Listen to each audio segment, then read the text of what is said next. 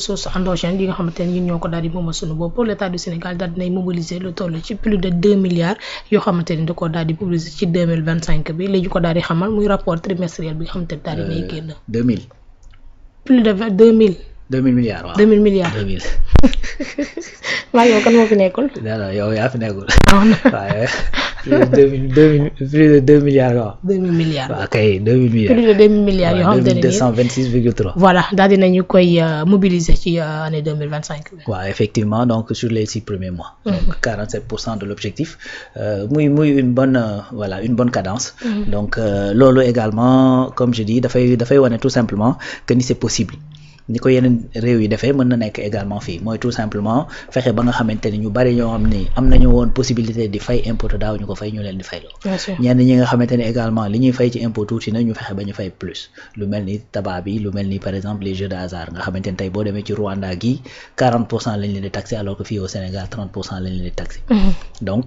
yooyu mooy permettre effectivement ñu mën a mobiliser les ressources et puis comme je le disais ici ce matin c'est-à-dire tey juutimaan yi ñuy wax naan ay juutimaan la ñoom lañ jox réew mi au moins maîtriser nañ juuti ñoom au moins am na luñ maîtriser en fait voilà donc te liñ maîtriser ñu ngi ciy doxee noo xamante ni tey njariñu réew mi la parce que la nga xamante ni moom mooy ay ressources yu ñuy dajale ma nga yokk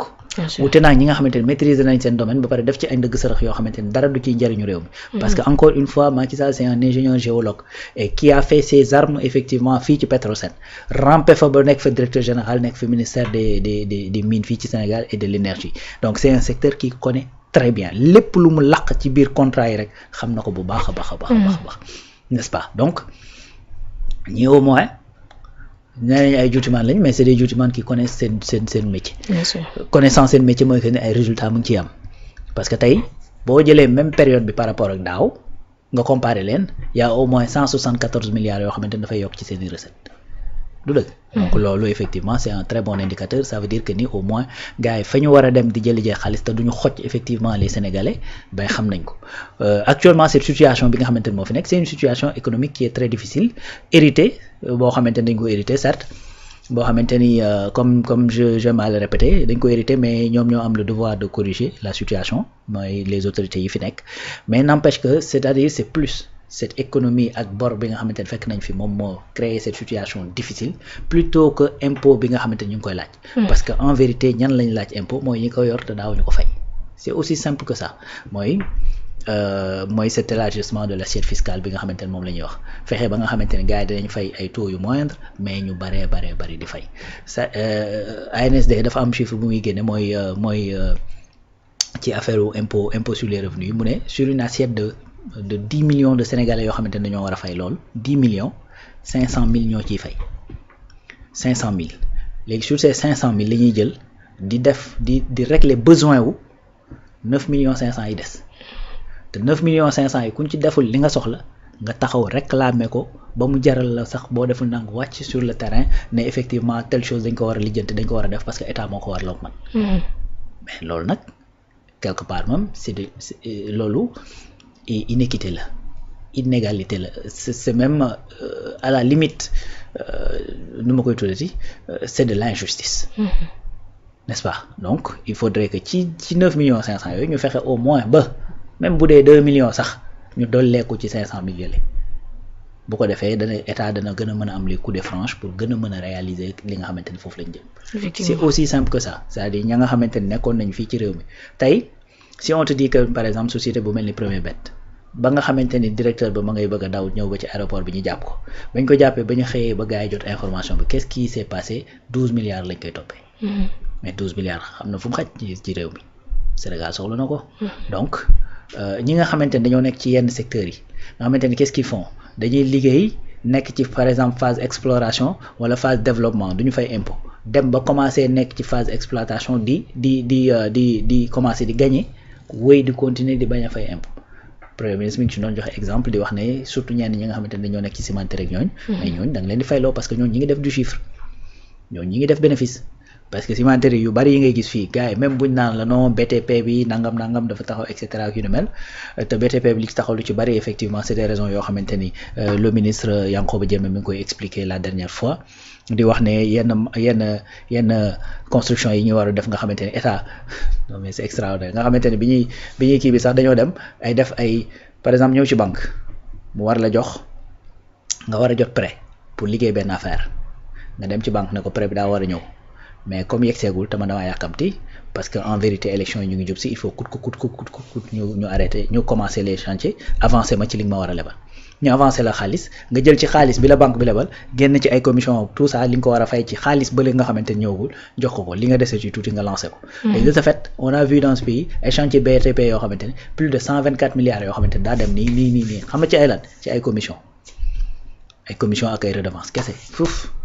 donc loolu bu xewee foofu effectivement bañ ne dafa taxaw et tout ça c'est quelque chose également bu ñu hérité te war koo corriger certes mais nag loolu ça n'empêche pas que tey ñi nga xamante ni dañoo nekk ci secteur ciment beeg ñu ne mel même su fekkee loolu am na mais nit ñi am na ñoo xamante ni ñu ngi ko ne di tabax seen i kër sous région bi également bëri nañ ñoo xamante ni dañuy dem ci sous région bi di jaay donc su fekkee da nga nekk Sénégal di exploiter loolu ben il faudrait que nga fay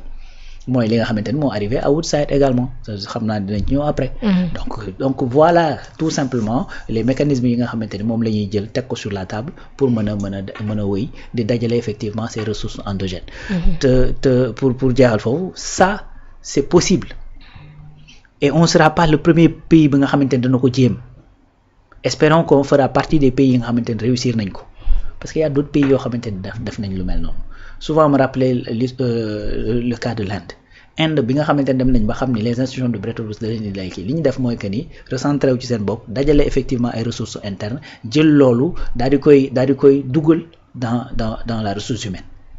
tey bëri na ci àddina bi sociétés yoo xamante ne dañu nekk dans les technologies boo fa demee ingénieurs yi fa gën a mag soit c'est des Indiens soit c'est des Pakistanais boo def naa sax ñooy diriger boîte bi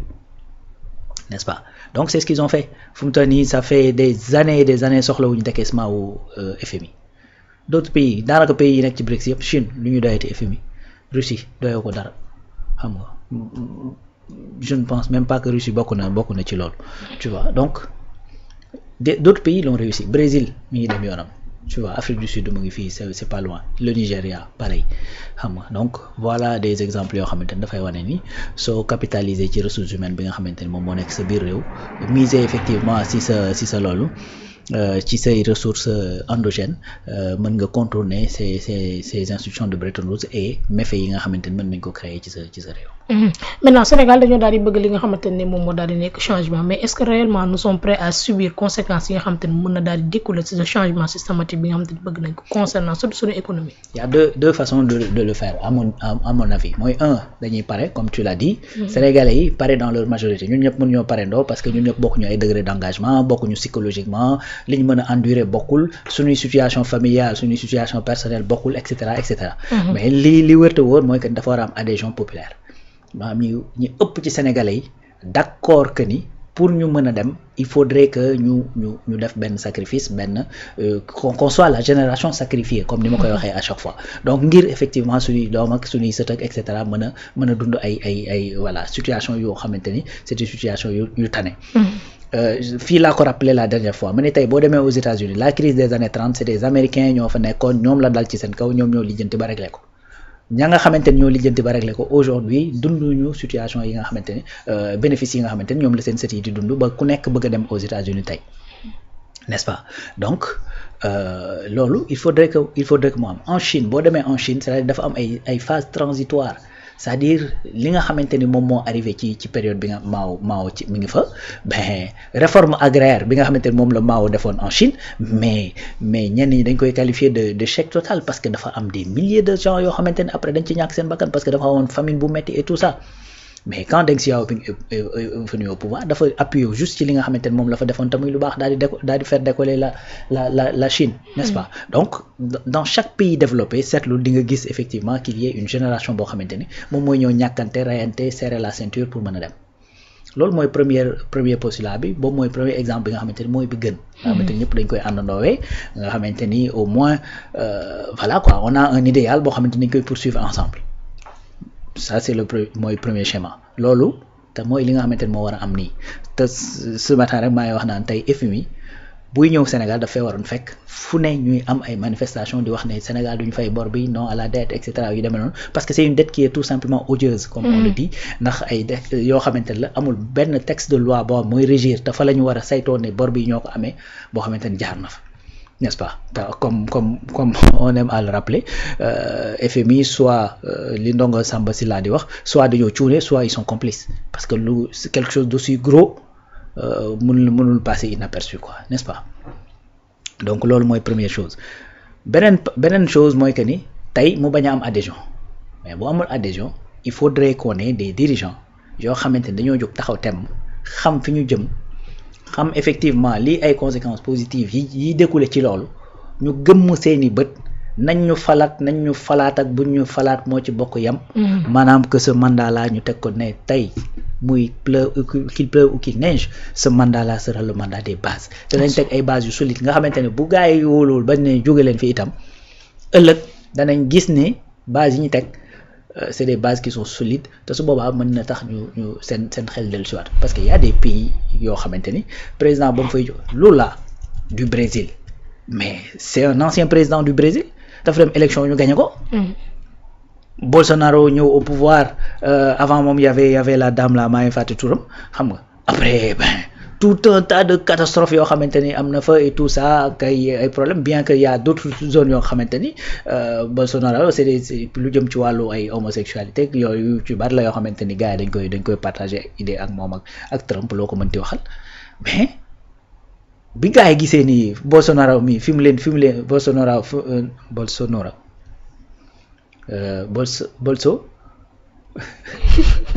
Bolsonaro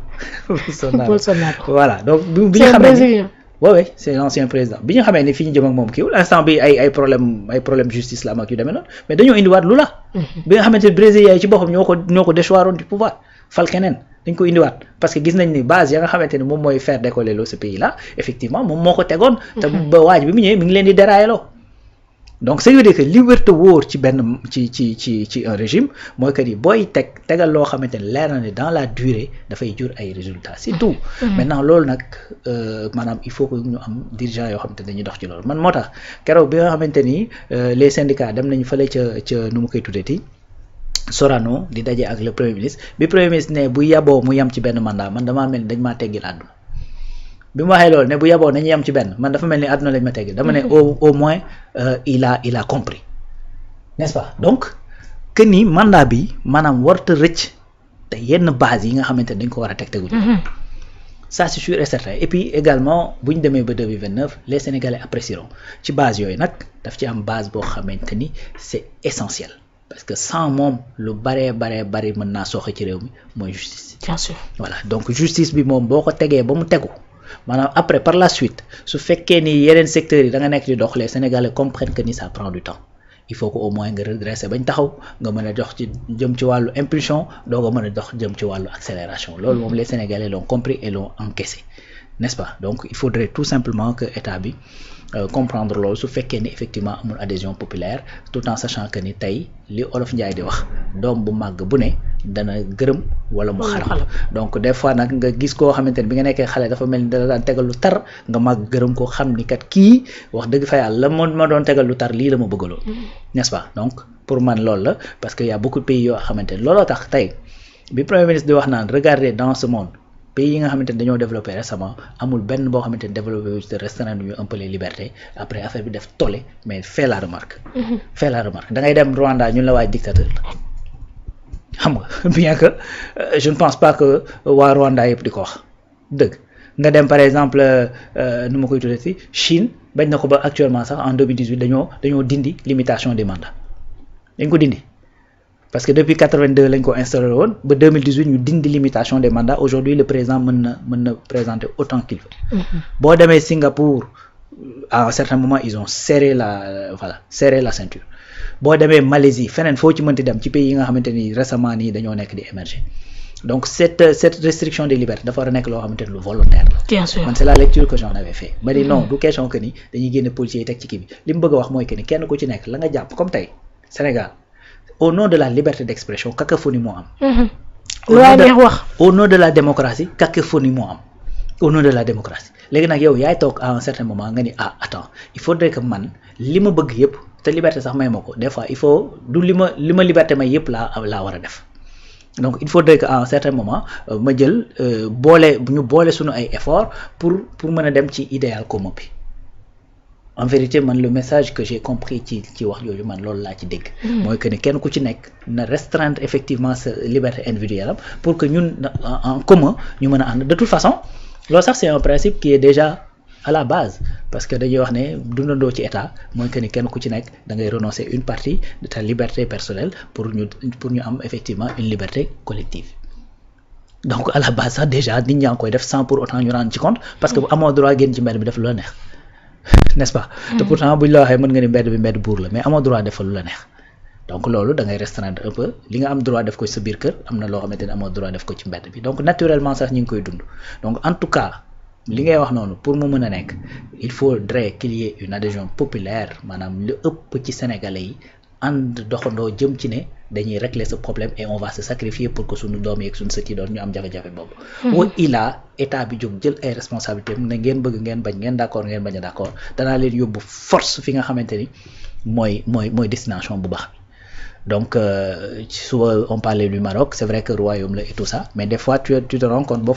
tu te rends compte que ni population bi ak ni nga xamante ne mooy niveau de développement infrastructurel bi dafa xaw a nekk sax en déphasage. Parce que état bi moo jóg ne damay liggéey dëkk bi. Bien sûr. loolu kese la. su nit ñi bëgg ñu engagé wu personnellement l'état